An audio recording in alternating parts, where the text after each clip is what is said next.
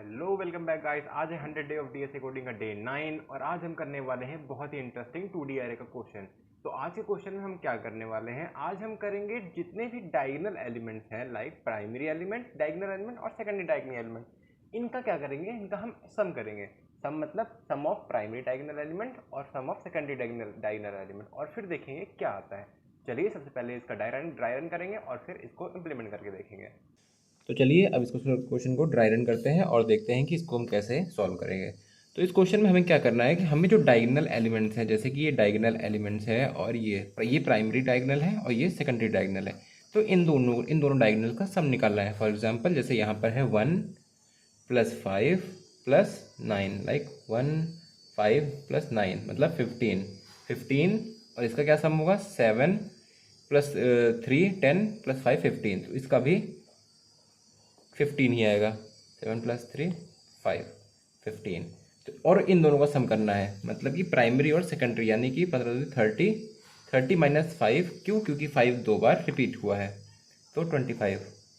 मतलब कि हमें जो प्राइमरी डायगोनल है और जो सेकेंडरी डायगोनल है उन दोनों का सम निकालना है, जिसके लिए क्या कहते हैं, हमें पहले कहते हैं प्राइमरी का निकालेंगे, फिर सेकेंडरी का निकालेंगे और फिर उन दोनों में कॉमन जो है, क्योंकि वो दो बार हो जाएगा तो फिर एक्स्ट्रा आ जाएगा वो उतना, इसलिए हम उसको माइनस कर देंगे। ठीक है, इसको करने के लिए हम क्या करेंगे, इसमें दो लूप भी चला सकते हैं, एक लूप भी चला सकते हैं। दो लूप चलाएंगे तो क्या होगा कि हम पहले सारे सारे एलिमेंट को ट्राइवर्स करेंगे और उसमें से सिर्फ डायगोनल निकाल लेंगे। एक लूप चलाने का ये फायदा होगा, हम सिर्फ डायगोनल वैल्यू को ट्राइवर्स करेंगे, मतलब आई आई, मतलब हम दोनों में सेम ही होता, क्योंकि इसमें कंडीशन क्या है, डायगोनल एलिमेंट निकालने की कंडीशन क्या होती है कि जितने भी ए आर आर आई और आई वाले होते हैं, यानी कि जहाँ पे आई और जे की वैल्यू सेम होती है, आई और वैल्यू जे की वैल्यू सेम होती है, वहाँ पे क्या कहते हैं, वो सारे डायगोनल एलिमेंट होते हैं, मतलब प्राइमरी डायगोनल होते हैं। और अगर बात करें सेकेंडरी डायगोनल की, तो सेकेंडरी डायगोनल मान लो जैसे ये है, ये वाला डायगोनल है, इसकी पोजीशन क्या है, इसकी पोजीशन है 0, 2। इसकी पोजीशन क्या है, इसकी पोजीशन है 1, 1। इसकी पोजीशन क्या है, इसकी है 2, 0। अब इन दोनों का सम करो तो इसका सम कितना आएगा 2, इसका सम कितना आएगा 2, इसका सम कितना आएगा 2। मतलब जो सेकेंडरी डायगोनल होते हैं उनके जो पोजीशन का सम होता है, लाइक यहाँ पर 0, 1 है, 0, 2 है तो 2, 1, 1 तो 2, 2, 0 तो कहते हैं 2। मतलब उनके डायगोनल का जो पोजीशन का सम होता है वो हमेशा क्या कहते हैं, साइज के बराबर, मतलब साइज के n-1 आता है, साइज के एक छोटा आता है। जैसे यहाँ पर 3 है, साइज 3 है, वो हमेशा 3 और 2 आएगा। मतलब साइज का ये जो है, ये जो सेकेंडरी एलिमेंट का वो है कि वो सम जो होगा, मतलब उनके पोजीशन का सम, वो हमेशा जो साइज होगा मैट्रिक्स के उससे एक कम आएगा। जैसे कि यहाँ पर साइज क्या है 0, 1, 2, यानी कि 3 कहते हैं इसका साइज है, बट यहाँ पे क्या आएगा 2 आएगा। ठीक है, तो होप आपको समझ गया होगा कि प्राइमरी क्या कहते हैं, प्राइमरी जो डायगोनल होता है उनकी कहते हैं क्या प्रॉपर्टी होती है कि उसमें आई और जे की वैल्यू सेम होती है, यानी आई आई हो जाएगा। और जो सेकेंडरी डायगोनल होता है उनके पोजीशन का सम, यानी कि आई प्लस जे की वैल्यू हमेशा n-1 होगी, मतलब मैट्रिक्स से साइज से एक छोटी। तो चलिए इसी बेसिस पे एक करते हैं लूप चलाएंगे, फॉर आई से आई, 0 से आई n तक, आई प्लस प्लस, और यहाँ लगा सिंपल लग देंगे ए आर आर ऑफ आई आई, किस में स्टोर करना है हमें इसकी वैल्यू, सम में। Sum is equals to plus equal to A R R of I, मतलब सम में हमें क्या कहते हैं A R R of I को जोड़ देना है, सिंपल। और इससे पहले हम सम को डिक्लेयर कर देंगे।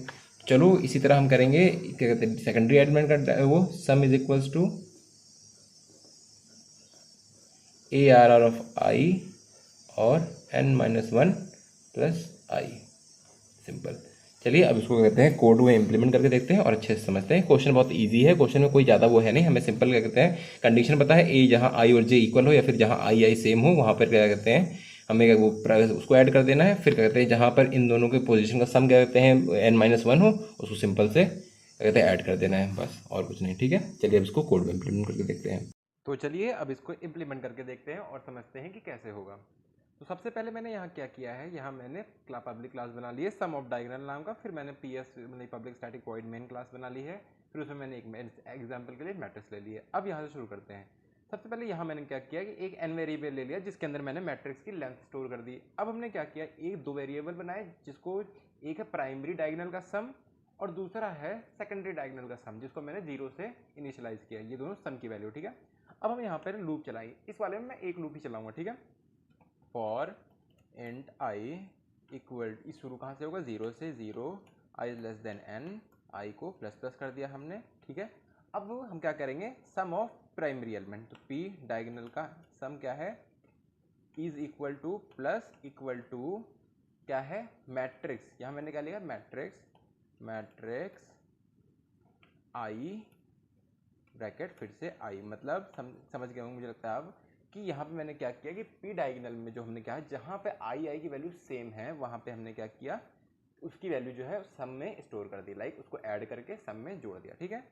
अब क्या कहते हैं, सेकेंडरी एलिमेंट डायगोनल का कहते हैं सम निकालना है, इसके लिए क्या करेंगे हम, इसमें हमने क्या कहते हैं, मैट्रिक्स आई वैल्यू तो सेम रहेगी, बट जिसकी जो सेकंड वैल्यू है वो है क्या कहते हैं, n minus one plus one minus one sorry n minus one sorry one minus I, ठीक है, और ब्रैकेट, मतलब p डायगोनल में हमने क्या किया कि मैट्रिक्स की वो वैल्यू को सम कर दिया जिसमें क्या कहते हैं सेम है वैल्यू, और एस सेकेंडरी डायगोनल यानी एस डी आई जी में हमने क्या कर दिया कि हमने वो एलिमेंट ले लिए जिसमें क्या कहते हैं n की वैल्यू दोनों का सम है, लाइक n की वैल्यू i है और दूसरी वैल्यू i से छोटी है, ठीक है। अब हमने क्या कर दिया, इनका सम निकाल लिया, सम तो निकल गया, यहाँ पे हमारा सम निकल जाएगा। अब हम क्या करेंगे, टोटल सम निकालेंगे, total sum equal to primary sorry P D I G plus S D I G, okay, ये हमने कर लिया total sorry int total sum जोड़ देते हैं सम, ठीक है। अब हम क्या करेंगे,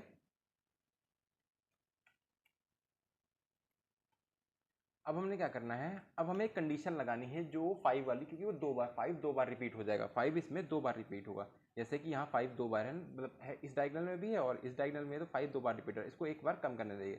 तो हम इसको क्या करेंगे, कंडीशन लाएंगे इफ, ये कंडीशन तब होगी जब मैट्रिक्स ऑड होगी, मतलब 3, जैसे 3 यहाँ 3 3 क्रॉस 3 की है तो 1 2 3, तभी तो बीच वाला एलिमेंट आएगा। अगर 4 क्रॉस 4 हो जाएगी तो सारी, मतलब यहाँ कोई बीच वाला एलिमेंट ही नहीं आएगा, तो 2 बार कोई रिपीट ही नहीं होगा, है ना। तो चलिए अब क्या कहते हैं इसमें, if n divided by n mod 2 is equal to 1, then total sum is equal minus equal to matrix, और इसमें बीच वैल्यू को निकालने के लिए क्या करेंगे, n by 2 bracket n by 2, मतलब n by 2 वैल्यू को हमने सब्ट्रैक्ट कर देना है, ठीक है। अब हमने ये वैल्यू निकाल ली, अब हम क्या करेंगे, इसमें से टोटल सम की वैल्यू हमारी मिल गई है, ठीक है। अब हम क्या करेंगे, सिंपल इसको बाहर आके इसको प्रिंट करा देंगे, S out total sum equal to total sum. चलिए इसको रन करके देखते हैं और देखते हैं क्या आउटपुट आएगा, और यहाँ पे टोटल सम हमारा 17 आ गया है, जो कि 17 ही आना चाहिए था। यहाँ पे हमने क्या कहते हैं, देख अगर आप हमारा मैट्रिक्स देखेंगे तो मैट्रिक्स के अकॉर्डिंग टोटल सम हमारा 17 ही आना चाहिए, नहीं 17 नहीं आना चाहिए सॉरी, टोटल सम 1 2 3 4 5 6 5 9 1 10 5 15 7 3 10 15 15 15 30 30 में से 5 मतलब 25 25 आना चाहिए था ना, total sum 25 should be, it should be 25। तो क्या दिक्कत है, क्या गड़बड़ हुई, n माइनस वन माइनस आई मैट्रिक्स आई, ओके, यहाँ पे एक छोटी सी गड़बड़ हुई, अब आएगा, तो छोटी सी गड़बड़ थी, मैंने यहाँ plus minus plus equal to नहीं लगाया था, जिस वजह से क्या नाम है ये गड़बड़ हो गई है, ठीक है। होप आप सबको समझ में आया होगा, नहीं समझ में आया हो तो वीडियो को रिपीट करिएगा, अगर तब भी ना समझ में आए तो आप मुझे एक बार कमेंट कर दीजिएगा, मैं एक बार फिर से इसको इन्हेंस करके समझाने की कोशिश करूँगा। अगर ये पसंद आए तो वीडियो को लाइक करिएगा, नहीं आया तो सब कहते हैं जो भी अपडेट करना चाहते हैं तो क्या कहते हैं आप मुझे कमेंट करके बताइएगा, बाकी अपने दोस्तों के साथ शेयर कर दीजिएगा, लाइक कर दीजिएगा, थैंक यू।